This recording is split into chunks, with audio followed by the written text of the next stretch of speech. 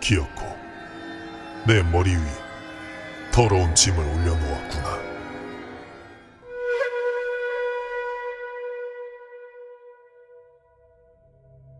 경상남도 진해 제왕산 꼭대기에는 진해탑이라는 탑이 세워져 있다. 현재엔 공원이 조성되어 있는 평범한 봉우리지만 이곳은 일제강점기 때 일본인들에게 있어 그야말로 공포의 대상과도 같은 장소였다. 그들이 그토록 이곳을 두려워했던 이유는 이 산에 전해져 오는 어느 오래된 예언 때문이었다.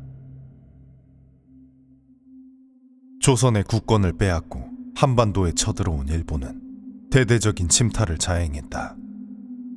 진해에서도 침탈을 위한 철도 부설과 군사기지 건설이 한창이었다. 그런데 그중 일본 해군은 그곳에 전해지는 기이한 이야기를 듣게 되었다. 제왕산 북쪽 땅에서 나라를 일으킬 제왕이 태어날 것이다.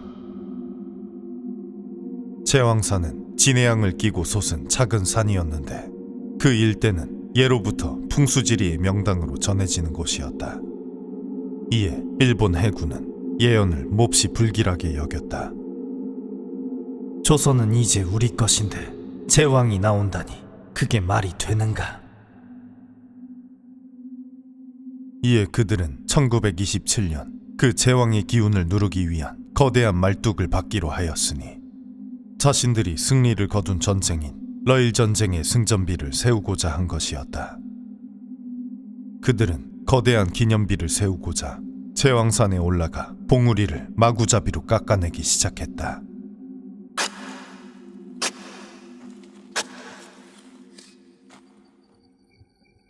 그런데 공사가 시작된 날 밤이었다. 당시 제왕산 아래에는 묘법사란 이름의 일본 사찰이 있었는데 그곳의 주지 아사히 겐세이는 기이한 꿈을 꾸었다.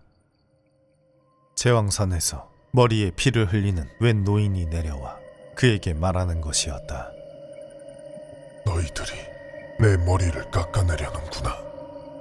가서 전하거라. 당장 멈추지 않는다면 너희들 모두 무사하지 못하리라. 너무나도 생생한 꿈이었다. 그것이 예사 꿈이 아님을 직감한 승려는 그 길로 일본 해군의 사령부로 달려갔다. 하지만 급히 공사를 중지해야 한다는 승려의 말에도 사령관은 코웃음만 칠 뿐이었다. 어찌 그따위 꿈을 믿고 승전비 공사를 중단할 수 있겠소? 돌아가시오.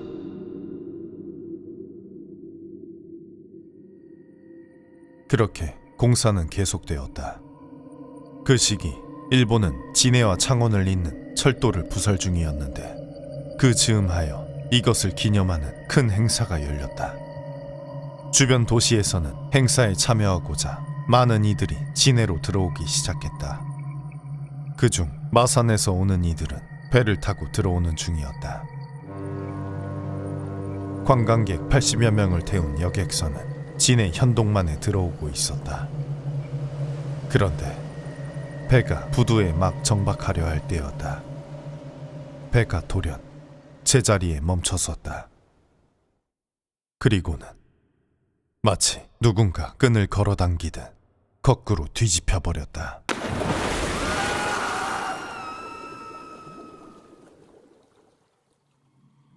채 2분도 되지 않는 사이에 일어난 일이었다. 많은 승객들은 이에 대비하지 못했고 결국 바닷물 속에서 빠져나오지 못했다. 그렇게 무려 25명이나 되는 이들이 그 자리에서 목숨을 잃고 말았다.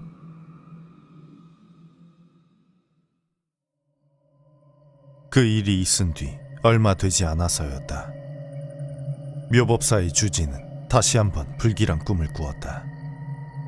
노인은 지난번보다 더 많은 피를 흘리며 주지에게 말했다. 내 영적을 보여줬음에도 너희들은 끝까지 믿지 않고 덤빌 생각이로구나. 내 다시 한번 경고하겠다. 제왕산을 원래대로 돌려놓거라. 그러지 않는다면 더 큰 변을 피하지 못하리라. 묘법사의 주지는 크게 두려워하며 다시 한번 사령관을 찾아가 말렸다. 하지만 사령관은 이번에도 들을 생각이 없었다. 자꾸 찾아와 불안감을 심는다면 아무리 승려라도 용서치 않겠소. 그리고 그날 제왕사는 공사가 한창이었다. 일본은 케이블카를 설치하여 탑의 자재들을 산 위로 운반하고 있었다. 그런데 어느 순간 웬 벼락 소리가 울려 퍼졌다. 이게 무슨 소리지? 그리고 돌연 케이블카의 철선이 끊어져 버렸다.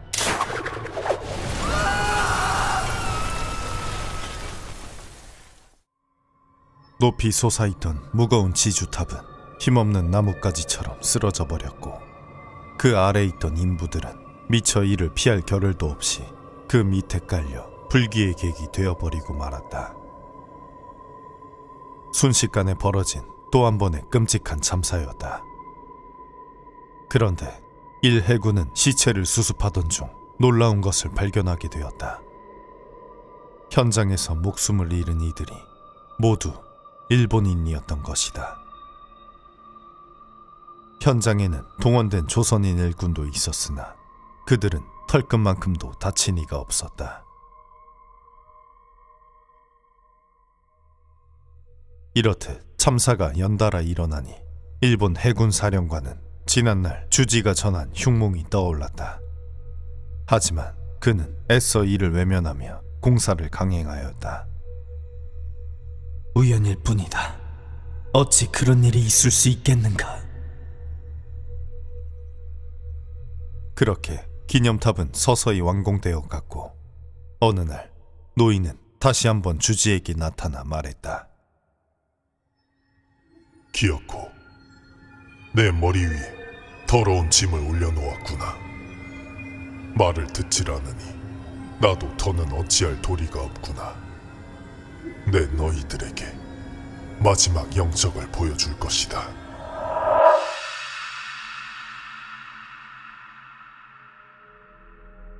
얼마 뒤 기념비는 끝내 완공되었고, 일해군은 이를 기념하는 성대한 축하 행사를 열었다. 일본은 자신들의 기념일인 1930년 3월 10일에 맞춰 행사를 염과 동시에 사령부 내에 있는 커다란 창고를 이용해 선전 영화를 상영하였다. 이 영화는 어린이들을 대상으로 한 것이었고, 소식을 들은 각지의 관광객들은 어린이를 동반하여 관람에 참석하였다. 행사 당일 사령부의 창고엔 250명이나 되는 어린이들이 초만원을 이룬 채 영화 상영을 기다리고 있었다. 그런데 예정 시간이 되어도 무슨 일인지 영화는 상영되지 않았다. 담당자가 지각을 하여 영화 상영이 늦춰진 것이었다. 그렇게 사람으로 가득 찬 영화관에 소란이 일던 차, 영사기에 갑작스레 불꽃이 일었다. 당시 필름은 불이 몹시 잘 붙는 성질을 가지고 있었다. 불길은 옆에 있는 필름으로 또다시 다른 필름으로 쉴 새 없이 붙어나갔고, 이내 귀가 찢어질 듯한 폭발음과 함께 상영관 내부는 불과 어둠으로 가득 찬 아비규환이 되고 말았다. 갑작스레 일어난 재앙에 많은 이들은 미처 몸을 피하지 못했고 그 자리에서 숨을 거두고 말았다. 무려 107명이나 되는 이들이었다. 그리고 그들은 한 명을 제외한 모두가 일본인이었다.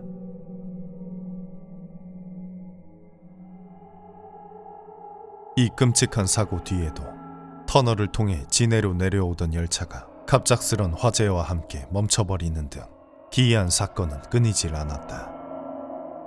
그렇게 이곳은 일본인들에게 있어 공포의 대상이 된 것이었다.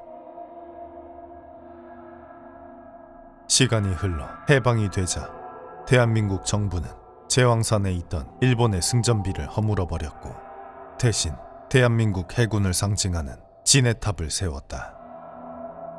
이후 이곳에서는 더 이상 재앙이 일어나지 않았다고 한다. 제왕산에서 내려왔던 그 노인의 정체는 무엇이었을까? 그는 아직까지 제왕산에 머물고 있을까? 그곳의 예언은 정말로 이루어질까?